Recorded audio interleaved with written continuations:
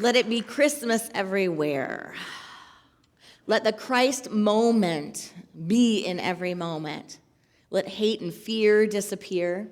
Those things transform, those things transcend when we let the Christed moment, when we let a moment of awakened consciousness be what overrides everything else, right? But it's a practice, is it not, to awaken that consciousness in a moment. We're fortunate in Unity that we practice these practical tools. Unity is built on a foundation of having these ideas and these spiritual principles, but breaking them down into tools that we can activate, that we can take on, that we can use. And we remember Unity's fifth principle, that it's not enough to know these things, but it's ours to use them and to demonstrate them and to activate them. So my little one has a gift. One of her gifts is that on Berber carpet or a field of grass, whatever it is, it's like she could find an earring back. It could even be painted black, and she'd be like,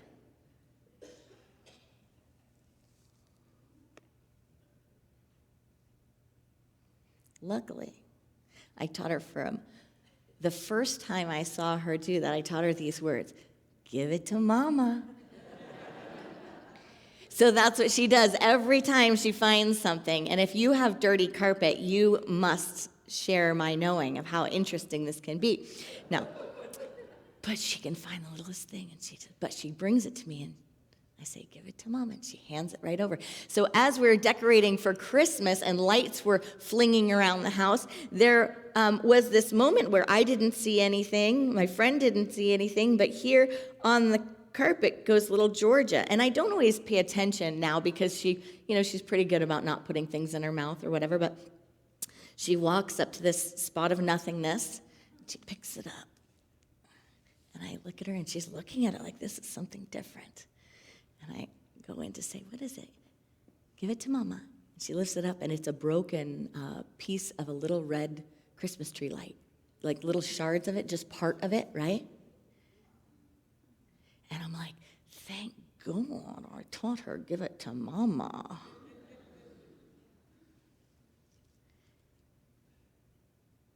Has anyone heard of the phrase, jack it to Jesus? Jack it to Jesus. It's something that a friend in ministerial school always taught me, that they said in their church, that anytime that something is dangerous or fearful or negative, whatever it is, they'd say, jack it to Jesus.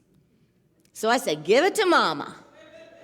Give it to the Mother, Father, God, the source of our being, the energy of light to infuse, to transmute, to transform. Can we remember that practice? Because that practice is one that actually helps us step into activating joy. And I have no doubt that when we revisit the Christmas story this year, when we revisit the birth story and we make it our story, which is what we do in Unity, when we bring it home and we bring it on, and we start to see these characters unfolding in this story, that they did a lot of bringing it to Mama. You have Mary, who found out that she was with child, whether or not, there were circumstances surrounding that history wants to go into or research wants to go into. It's a pretty cool thing that we base our spiritual practice on this story, that in any point in the story you could look at the details, whether it's Mary being with child, whether it's Joseph finding out, wait, what? With child? Whether it's the trip and being how far along pregnant. Anyone that's been pregnant knows the last thing you want to do is a little animal ride to another town in the middle of being pregnant, right? And even though we know Jesus really probably wasn't born in the winter, in the story it's in the winter, so it's cold. No one wants to do that. And then you get there and what? You get there and there's no room for you. There's no place to stay, which we really know that it probably really was a guest quarters, and that's another term for a place, and they needed a space that was a little bigger because they were going to be having a baby. So it's like a regular place, a regular room is not going to work. But in the story, there's no place for them in the inn. No hospitality, no warmth, no welcoming in. There are a lot of places in this story, in fact, over and over and over and over again, right? People even get the assignment, go sneak in, find out where he is so I can go get that child. Get him out of here, right? But instead, there is a transformation that happens, and there is this beloved moment of love and bringing gifts and celebrating. You have wise men, you have shepherds, you have angels, which aren't even in one gospel all at once, but that doesn't matter because that's the story we celebrate, and that's the metaphysics of the moment. And there's a reason we've been retelling this story throughout time, because stories are meant to be told so you get their essence, not so that you take away all the parts and dissect the details and leave them as nothingness. Richard Rohr, I don't think I brought it up here. Richard Rohr said something about, I did bring it up here. He said this, he said, the height of Christian seeing is to see God in everything. The height of Christian seeing is to see God in everything. That's the anointed seeing, the Christ seeing, the awakened seeing, right? The seeing of true eyes and true vision. Has nothing to do with a religion. He says, when you don't see God in everything, you end up seeing God in nothing. When you don't see God in everything, you end up seeing God in nothing. So how can we take all of this in and recognize that we're here and this is our story? This is the story of our hearts, of the birth of the consciousness that heals, the consciousness that harmonizes, the consciousness that reveals. That this story isn't about anything but this moment, and strip away everything else. Take a look at the details of this story, right? Plenty of opportunities to call it bad, plenty of opportunities to say, we got a problem here. Plenty of opportunities to call the whole thing a mess. What happens instead? Best birth story ever. Birth story retold more than any other birth story probably on the planet or through the history of humanity. Even if you don't take it on as being part of your practice, you know the story. Best birth story ever. For those that have eyes to see and ears to hear, it is one of our practices to take our ability to focus, to take our ability to look at everything and to have laser focus and to choose what we center in on. Just like that little piece of glass, to pick it up and give it to mama. To be able to look at anything and everything in our experience and in our lives and to call forth the good, to focus on the good. This phrase was shared with me this week, and I just went, I would write that down. That Teddy Roosevelt said, comparison is the thief of joy. Comparison is the thief of joy. See, we can use that laser focus, and we can use it for good, and we can use it for evil, amen? We can take that laser focus, and we can stand in a moment and say, this Christmas isn't the same as the other Christmases. This time in my life is missing things when other times haven't missed things. There's so much that's not going on that I'd like to be going on. We can take that laser focus, and we can use it to destroy a moment, or to distract us from the possibility that hope, that peace, that love, and that joy are always existent right here, readily available and accessible. But that laser focus is ours to direct, no? And for most of humanity and most times, we actually don't use it very well, do we? We use it to take our minds down. We use it to feel disconnected. We use it to locate discord, discomfort, and discontent. In fact, to some degree, I would say we have trained our minds, have we not, to locate discord, discomfort, and discontent. If there's anything we can get from the birth story, it is the flip-flop, complete opposite of that. At the height of the story, it's use your mind, use your field of energy to locate the moments of gratitude, to locate the good, to make space for it all. There was a video shared with me, a lesson video called An Antidote for Dissatisfaction. And it goes into the research on dissatisfaction and the human condition. And what do you think it gives as the antidote, as the cure?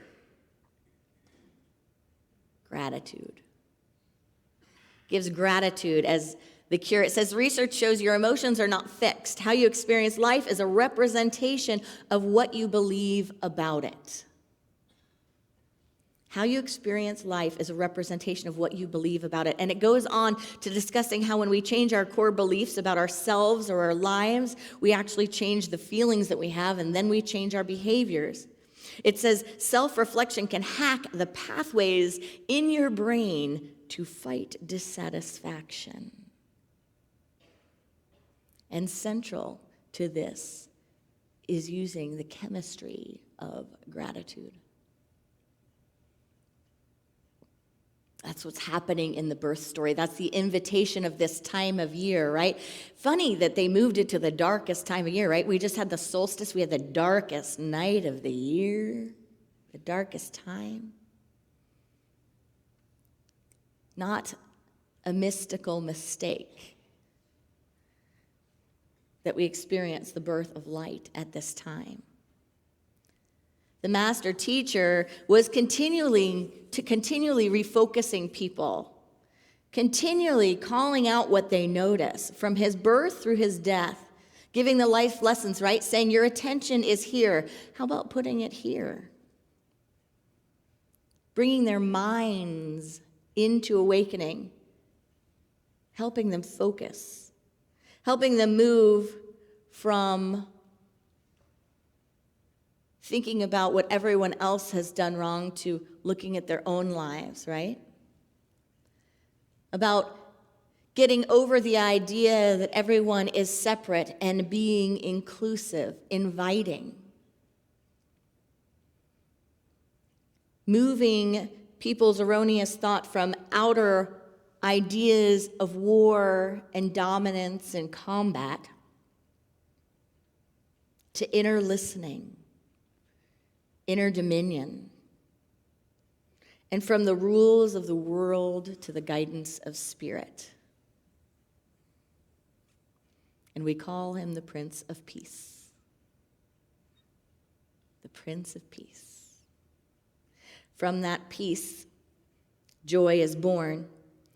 But just like in the birth story, when there was no room at the inn, if we don't make space for this life, if we don't make space for joy, even if it's sitting right here, we can't feel it, right? Even if it's sitting right here, we can't see it. Does anyone have that experience that you know something's right there? You've had a lot of experiences where just in an instant you thought something wasn't accessible, and then boom, there it is, right? So you know it's there, but you can't access it because there's no room at the inn. There may be a party in the manger. There may be people singing in the barn, but there's nothing happening at home. Do you know that I was reading this article and it said since the 1970s, kids have lost 70% of their free time. 70% of their free time.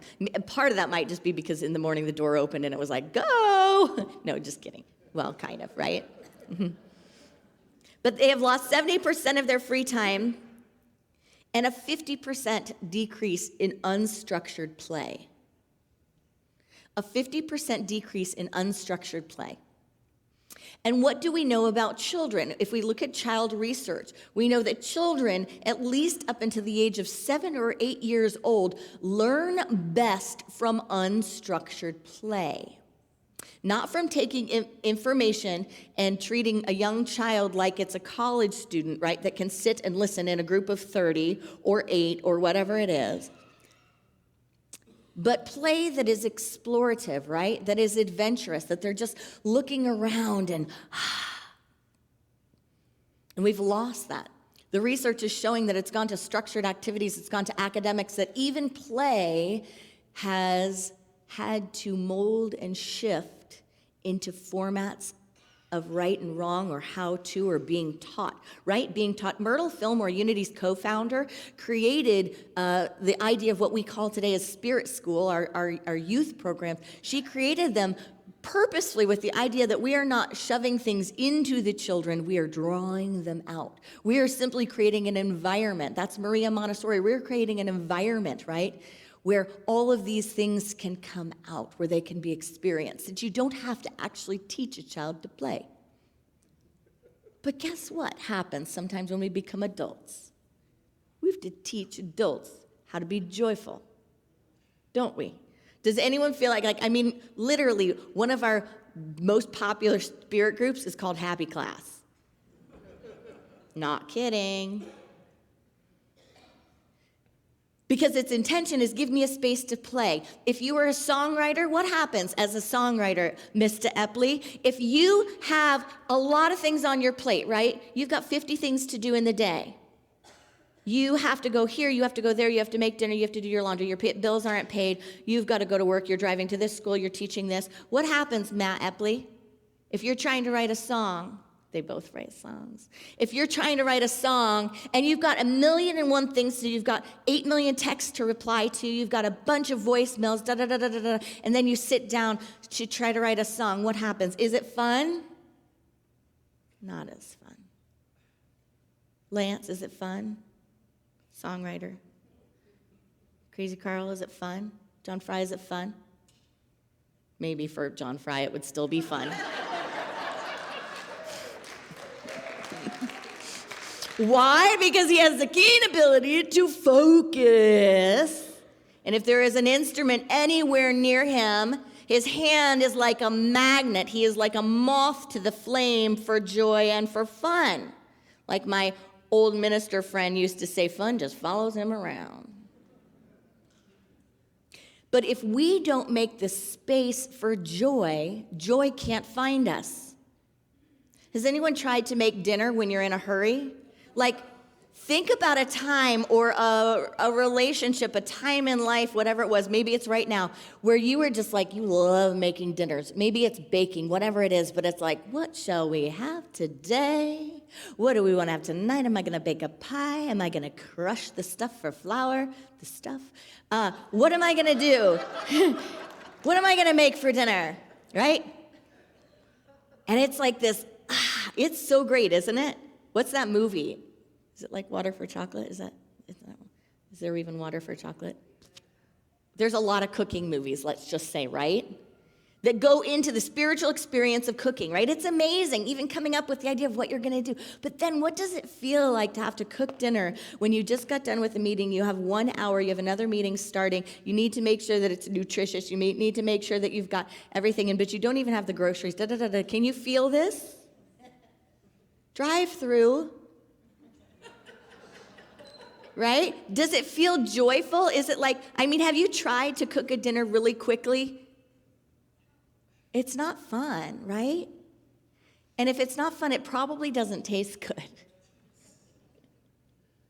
I remember when I was, a long time ago, I was taking a pottery class. I've had a few times, probably 3 times in my life that I've done, my many lives, that I've done pottery classes. And so the first time I took a pottery class, I was living in Tahoe. And I was like taking time in life to have fun, right? This is the part you don't put on your resume, you know?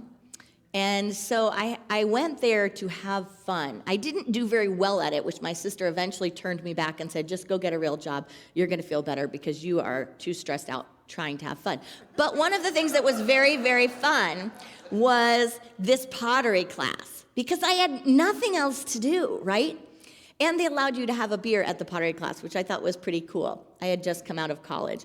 And so I would drive from my apartment to this pottery class, and it was like the drive was gorgeous through the mountains. I noticed the trees. It's like sometimes there was snow, and we would just sit on our pottery wheels and throw pottery, right? And then a second time, I took a pottery class in Denver, and I was a teacher at the time, and it was pretty fun because it was my break time. You know, when I got done with teaching, I would go to this pottery class, and then when I would do it in the summer, it was just great. There was just all this time, and wow. And then I tried to take one here when I moved here at some point early on in my time here, because I knew I needed to have some time to play, right? I knew I needed to put that in. And the one that I could find was all the way almost downtown, right? That was the only one I could find where you could actually throw pottery. And it was the worst pottery class I've ever taken, not because there was anything wrong with the class, because usually there's not much instruction. It was because I would come from work with work on my mind. I would go to that pottery class, and my brain would be just stopping the whole time to take notes, to do things. I would feel like, oh gosh, it's a half an hour to get there. God, what could I be doing with that half an hour? I really need to be doing this work. I really need to be doing these other things. And then I would throw the pottery on the wheel, and everything was like all over the place. And if it didn't go well, I got frustrated, right? And if you're me doing pottery, there's a lot of times it doesn't go well, you know? There's a lot of time it just slides off. It's not centered. And it's like, it is no fun to be like, center! I've got to get one good pot before I leave. You're sticking your thumbs in the thing and trying to pull it up, and then it flops. I remember that time. I even kept some of the crooked stuff because I was like, I got to have something from this. But it was terrible. It wasn't fun. It wasn't joyful. And then I was even more disappointed, right? Because it's more disappointing when you know things bring you joy and then they don't bring you joy at all anymore. You're like, how bad has it gotten that even a movie doesn't make me feel better? That even throwing pottery doesn't bring me joy? Have you made room for joy? Have you created space for joy? Not like it's something extra, but like it's a shower you need to take every day. That was supposed to be funny. See, it's funny when I don't try, and it's not funny when I try. So is the heartbeat during the meditation, because I realized you can't say that you want the heartbeat to peace be still. Nobody laughed. Maybe it's because you're not allowed to laugh in meditation. But see, make space for joy. Have we made room for it? Is there room at the inn? Do you have a commitment to a lifestyle that makes space for joy? That means opening up the windows for stress-free zones. Because you know what? Joy often comes from creativity. And creativity is squashed when there is not time. Creativity is squashed when there is not time, because creativity is linked to the God mind. Creativity comes from inspiration. In Unity Metaphysics, we call the angels that are there for the birth, the angels that are there among us, we call them divine ideas. They are the ideas, Deepak Chopra calls it eavesdropping on the mind of God. If I don't slow down enough, there is nothing to say.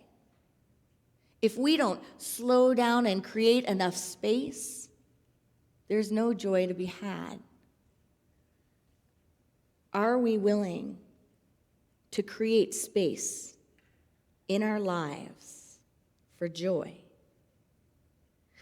The same gift that we have for laser focus can be used to compare things and to tear down things. Or it can be used to create moments, to create space, to create time. We have the ability in every moment to sift through life and find the needle in the haystack, to call out the good with mindfulness and wisdom, and to strip away everything and anything that is unimportant so that we can find the gift and tune our eyes into the gift.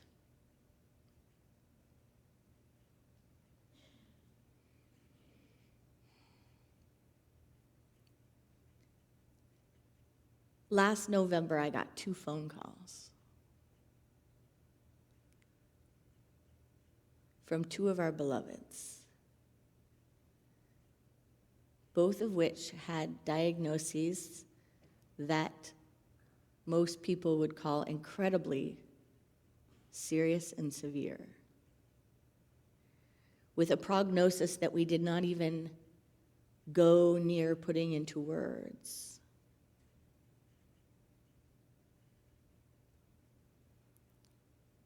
Those two individuals now have scans that don't show cancer.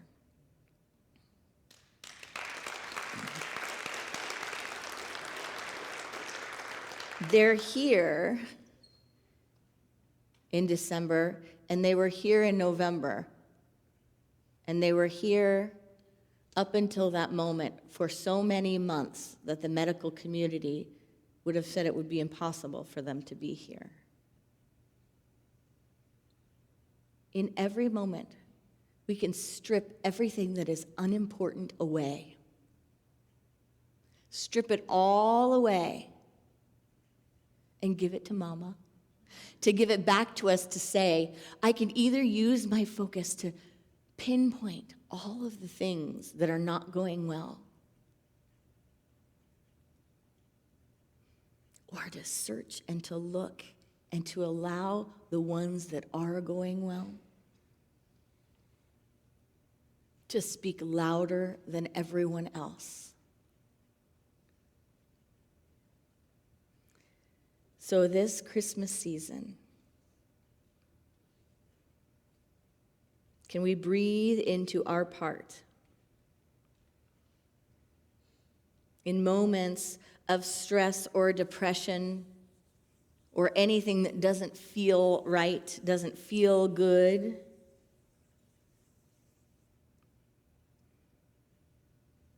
can we pause and really, really find the gift of the birth of light? Find the gift of the birth of the Christ.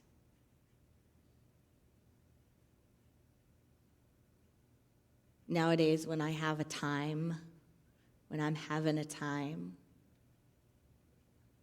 I remind myself that little G is here and go, this moment could be without her. She could have never come into being. And that, in that moment, is enough to strip everything else away. It might be that you have your health. It might be that you have an incredible memory. It might be that you had a wonderful, loving relationship, even if someone has lifted off and taken their freedom form. Whatever it is, ask and you'll receive.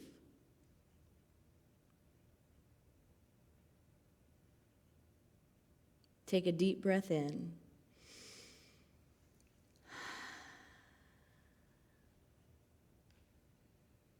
Sift through the haystack. And let these words be true. It is not lost on me. And you fill in the blank.